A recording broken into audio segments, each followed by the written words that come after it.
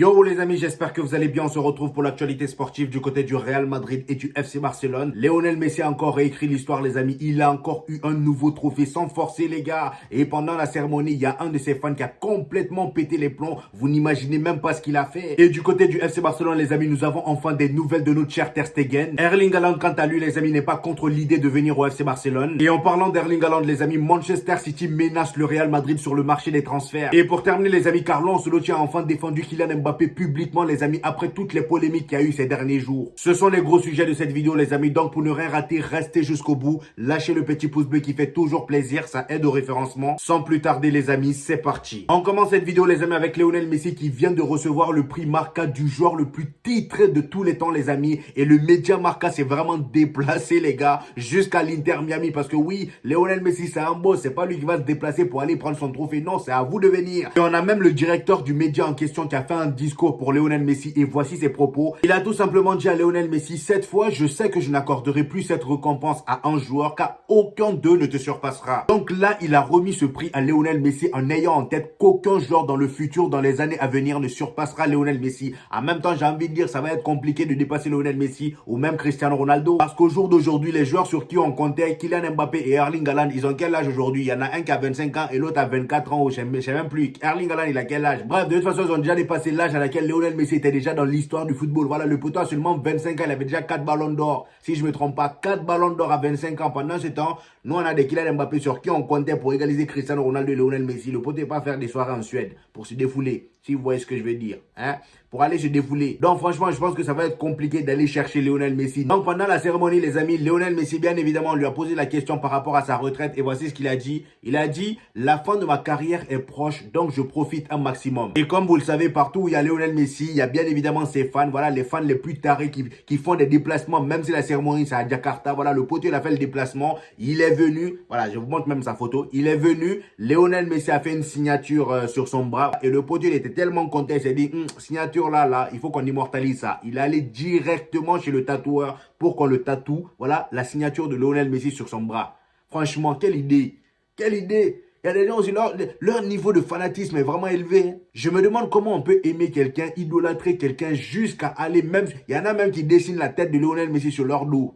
Hein, les Otamendi ou je ne sais qui là. Il y a même un de ses coéquipiers en Argentine là qui a dessiné la tête de Lionel Messi avec la Coupe du Monde sur son dos. C'est une dinguerie. Et d'ailleurs, les fans de Lionel Messi qui me regardent, dites-moi en commentaire si vous auriez fait la même chose que ce gars-là. On enchaîne les amis avec Marc-André Ter Stegen qui s'était blessé malheureusement voilà, il y a quelques semaines. Là, nous avons quelques nouvelles de lui, les amis. Il est dit Marc-André Ter Stegen a démarré son travail de réhabilitation avec le FC Barcelone. Donc là, il a commencé les entraînements. Comme il faut le voir, voilà, il a encore quelques béquilles. Enfin, quelques béquilles. Il a encore quelques plaques sur son pied. Mais il a quand même commencé, voilà, quelques entraînements pour ne pas rester comme ça rouillé. Franchement, ça fait plaisir, les gars. J'espère qu'il reviendra très, très vite pour le FC Barcelone. Même si, oui, je sais qu'il y a quand même plein de supporters barcelonais qui ne l'aiment pas. Mais au bout d'un moment, les gars, je pense qu'il est quand même mieux que Peña. Hein, qu'on se dise la vérité. Toujours avec le FC Barcelone les amis, dans le top 5 européen cette saison, seuls 4 joueurs de 17 ans comptent à leur actif plus de 200 minutes de jeu. Parmi eux, 3 joueurs du FC Barcelone et 1 joueur du CSKA d'Angers. Donc les 3 joueurs, c'est bien évidemment Lamine Yamal, Pau Cubarsí, Marc Bernal, et du côté d'Angers, c'est Sidiki Chérif. De toute façon, moi, ça me surprend pas. C'est le FC Barcelone. Voilà, ils ont l'habitude de faire ça avec les jeunes de la Masia. Donc franchement, ça fait même plaisir de voir ça. Ils exploitent au moins leur centre de formation. C'est pas comme nous là. D'ailleurs, en parlant de Lamine Yamal et Pau Cubarsí, les amis, Lamine Yamal et Pau Cubarsí sont finalistes pour gagner le Golden Boy 2024. Là, il y a la liste qui est sortie. Nous avons d'ailleurs ici la liste, les amis. Et comme vous pouvez le constater, il y a Lamine Yamal et Pau Cubarsí qui sont en tête. Et du côté du Real Madrid, les amis, on a Arda Güler et notre cher Andri qui ont été nominés. Après, bon, il y a plein d'autres joueurs. Savino de Manchester City, il y a Kobe Maino, Wilson Odeberg, voilà, Alejandro Garnacho. Bref, il y a presque tous les jeunes que vous connaissez. Mais moi, je pense que bon, ce trophée-là va quand même aller à Lamine Yamal vu la saison de malade qu'il nous a sorti. Il a remporté l'Euro. Voilà, avec le FC Barcelone, il est monstrueux. C'est presque, on va dire, le leader de l'équipe. Voilà, sans trop abuser dans mes mots. Mais en tout cas, voilà, c'est presque l'un des tauliers de l'équipe en ce moment. Donc, franchement, je vois Lamine Yamal remporter ce trophée sans surprise. On enchaîne, les amis, avec notre cher Erling Haaland. Il est dit que Erling Haaland, les amis, adore l'Espagne et veut jouer plus tard en Liga.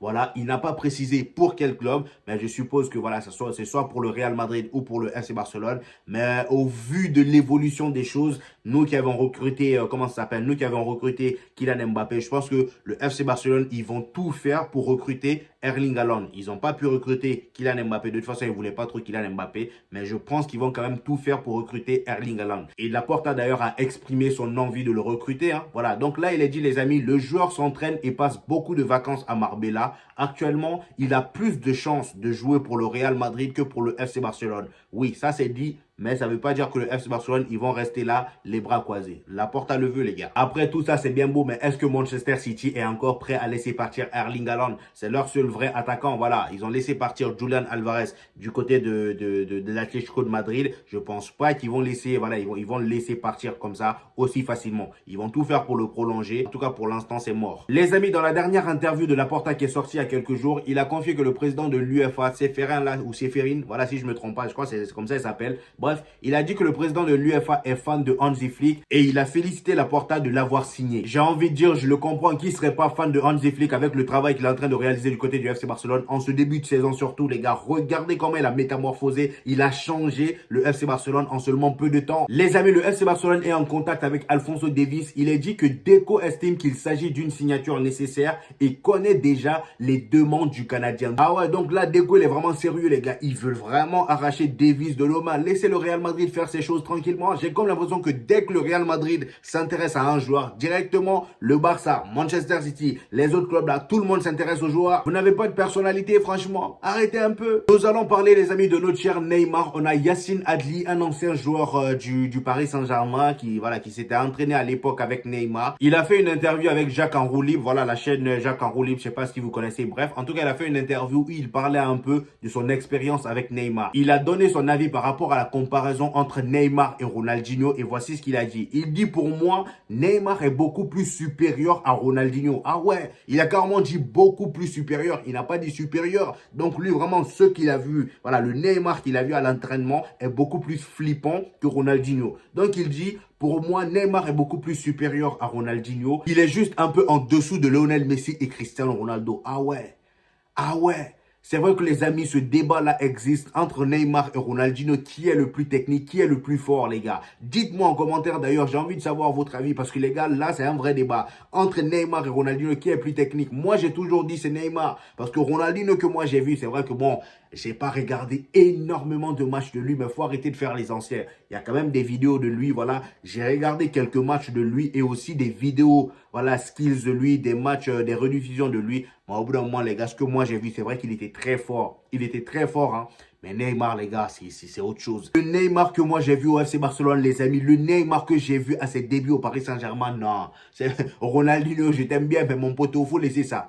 Faut laisser ça. Pour moi, j'allais dire Neymar. Neymar est plus technique que Ronaldinho. Ça, je suis même pas ouvert au débat. Mais en tout cas, donnez-moi vos avis en commentaire. On va essayer d'en discuter. Maintenant, les amis, nous allons partir du côté du Real Madrid, les gars. Et on va commencer par Cristiano Ronaldo, les amis. Nous avons ici une photo, voilà, de l'équipe à l'ancienne de Manchester United. Je crois que c'était en 2008, si je me trompe pas. Donc, Manchester United, voilà. Comme vous pouvez le constater, tous ces joueurs-là ont pris leur retraite. Seul un est encore debout. Il y en a un seul qui est encore debout, il ne veut pas aller à la retraite. Le poteau va bientôt avoir 40 ans dans seulement 4 mois, les amis. Cristiano Ronaldo aura 40 ans, mais le poteau est le seul survivant de cette équipe-là. C'est juste un truc de malade mental. On enchaîne, les amis, avec notre cher Carlo Ancelotti qui a enfin pris la parole sur les polémiques concernant notre cher Kylian Mbappé. On lui a demandé son avis par rapport au fait que Kylian Mbappé soit allé en Suède faire la fête. Voici ce qu'il a répondu. Il dit, Kylian Mbappé en Suède, je me fiche de savoir où vont les joueurs pendant leur jour de repos. Je suis allé à Londres. Voilà. Donc lui-même, il s'est mis là-dedans. Il dit, moi aussi, je suis allé à Londres. Donc quoi? De toute façon, je m'attendais à cette réponse. Hein. Voilà, c'est Carlo Ancelotti. Il n'aime pas trop rentrer dans ces polémiques-là. Il est fort en interview. Le poteau, tu peux pas le prendre dans ce genre de polémique-là. Le gars, il a trop d'expérience. Et d'ailleurs, en parlant de Kylian Mbappé, les amis, comme vous le savez, il a reçu le trophée du joueur du mois de septembre au Real Madrid. Là, nous avons ses statistiques. Voilà, 5 matchs, 6 buts et une passe décisive. Moi, c'est surtout sa déclaration, voilà, que j'attendais. Parce que tout le monde s'attendait à ce qu'il parle de ces polémiques-là, tout ça. Mais non, le gars, il a tout fait sauf ça. Voici ce qu'il dit. Il dit, je suis très heureux et reconnaissant envers les supporters du Real Madrid et c'est un plaisir d'être élu joueur du mois. Le plus important est de gagner des matchs tout au long de ce mois et remporter à nouveau ce prix. Et d'ailleurs, en ce qui concerne son état de forme, les amis, Carlo Ancelotti a dit en conférence de presse que Kylian Mbappé est proche de ses 100%. C'est un plaisir de le voir s'entraîner. Carlo Ancelotti, il ne faut pas t'avancer comme ça. Il est proche de ses 100%. Est-ce que tu es sûr de toi? Parce que nous, on va le voir sur le terrain, en fait. Vous voyez ce que je veux dire? C'est bien beau de dire ça en conférence de presse, mais sur le terrain, il faut que ça suive. À 100% de quoi? À 100% de quoi? On attend de voir ça demain. Parce que oui, bon, aujourd'hui, vous regardez la vidéo, aujourd'hui, c'est ce soir, du coup, vous avez compris. Toujours avec Kylian Mbappé, les amis, Romain Molina, le journaliste qui fait fureur ces derniers temps dans ses polémiques avec Kylian Mbappé, les amis. Il a encore lâché une bombe, les amis. Voici ce qu'il dit. Il dit, le Real Madrid, il regrette d'avoir fait venir Kylian Mbappé. Ce n'est pas du tout ce qu'ils attendaient. Déjà, c'est un caprice de Florentino Pérez. Il n'y a que Pérez qui le voulait. Ah! Mais lui, là, il sort ses infos où même? Je comprends pas.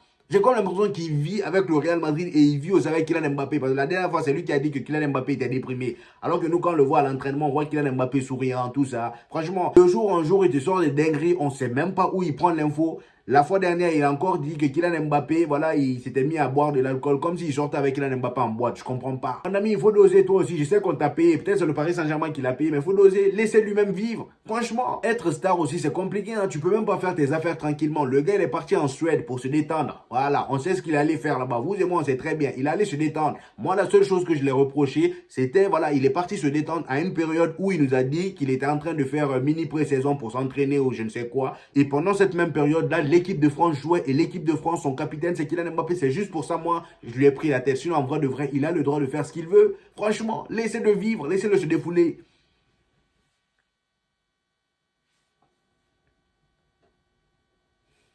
En fait, je pense qu'il nous a trop montré. En fait, les gens, ils croient trop que Kylian Mbappé, c'est un moine.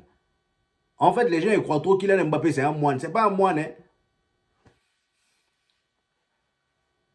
Nous avons des nouvelles, les amis, de notre cher David Alaba. Carlo Ancelotti nous dit que Dali... Nous avons des infos sur... Nous avons des nouvelles de notre cher David Alaba, les amis. Carlo Ancelotti nous a confié en conférence de presse que David Alaba va bientôt revenir. Voilà, donc là, on va dire ça sur la voie. J'espère que cette fois-ci, il ne va pas se reblesser parce qu'au bout d'un moment, ça suffit. Hein. Les blessures, là, on t'aime bien, mais mon poteau, la prochaine fois, tu te blesses, on te vend ou on te laisse même partir. Hein. Les amis, Manchester City, je ne sais pas ce qu'on les a fait, mais en tout cas, ils sont sur notre dos. Hein. Manchester City, les amis, ils n'ont vu aucun joueur sur le marché du transfert, sauf Florian Wirtz. Comme par hasard, voilà. Quand le Real Madrid est sur un joueur, tous les autres clubs sont séduits par ce joueur-là. Je comprends pas, franchement. Hein, c'est ce que je disais pour le FC Barcelone là. Comme par hasard, ils sont intéressés par Davis. Donc là, les amis, comme vous pouvez le voir, Manchester City est devenu une grande menace pour le Real Madrid pour le transfert de Florian Wirtz l'été prochain. Florian Wirtz est le remplaçant idéal, voilà, de Kevin De Bruyne pour Manchester City. Cherchez un autre remplaçant, s'il vous plaît. Il y a Musiala. Même Musiala, il faut le laisser parce que lui aussi, il est destiné à venir au Real Madrid. Je comprends pas. Laissez les touches. Allez-y chercher d'autres joueurs. Ou bien allez-y en Belgique. Il y a sûrement un Kevin De Bruyne qui vous attend là-bas. Comme si ça suffisait pas, les amis, ils vont pas se limiter seulement à Florian Wirtz. Hein. Ils veulent aussi choper Xabi Alonso. Oui, oui. Comme vous pouvez le voir, les amis, Manchester City est très intéressé par l'entraîneur du Bayern Leverkusen, Xabi Alonso. Vous voyez? C'est ce que je vous dis là. Ils veulent nous foutre la haine. Il ne faut pas nous énerver parce que si on s'énerve, on va aller vous arracher Erling Haaland là, vous allez voir flou. Toujours avec le Real Madrid, les amis, on va faire un petit retour, les amis, sur la saison incroyable de Karim Benzema en 2021-2022. L'année du Ballon d'Or du peuple, les amis. Regardez la saison de Taré qui nous a sorti. Je suis allé revoir quelques matchs, les amis, de lui.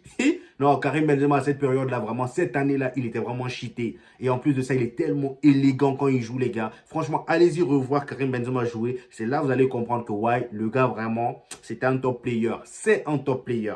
Donc là, les amis, en 2021-2022, voilà, c'était 56 matchs, 50 buts marqués, les amis, 16 passes décisives et 4 trophées remportés. C'était sûr et certain qu'il allait remporter le Ballon d'Or. Aucune discussion. C'était l'un des Ballons d'Or les plus sûrs. On le savait déjà. Toujours avec le Real Madrid, les amis, on va parler de notre cher Trent Alexander-Arnold. Comme vous le savez, le Real Madrid est sur le dossier. Et en 2019, le poteau l'avait confié. Je ne voudrais pas être ailleurs qu'à Liverpool. Je veux rester à Liverpool pour le reste de ma carrière. C'est les mêmes bêtises et promesses là que tu faisais à ton ex, non? Et pourtant, tu es avec une autre. Mon frère, t'inquiète, on va venir te choper, ça va bien se passer. Hein? Bref, les amis, c'était tout pour aujourd'hui. J'espère que vous avez kiffé cette vidéo. Donnez-moi vos avis en commentaire. Comme d'habitude, j'hésiterai pas à vous répondre. Je vais prendre du temps déjà pour répondre aux précédents commentaires, c'est-à-dire les commentaires de la précédente vidéo, parce que j'ai pas encore répondu. Lâchez le petit pouce bleu qui fait toujours plaisir, les gars, ça aide au référencement. Et pour ceux qui viennent de découvrir ma chaîne, abonnez-vous parce qu'ici, on parle des actualités sur le Real Madrid et du FC Barcelone. Et quand il y a des matchs, les gars, on fait des débriefs des deux clubs. Ce soir, par exemple, il y a le match du Real Madrid. Il y aura un débrief ce soir. Donc abonnez-vous pour ne rien rater les amis. Et on se dit au prochain épisode les gars. Peace!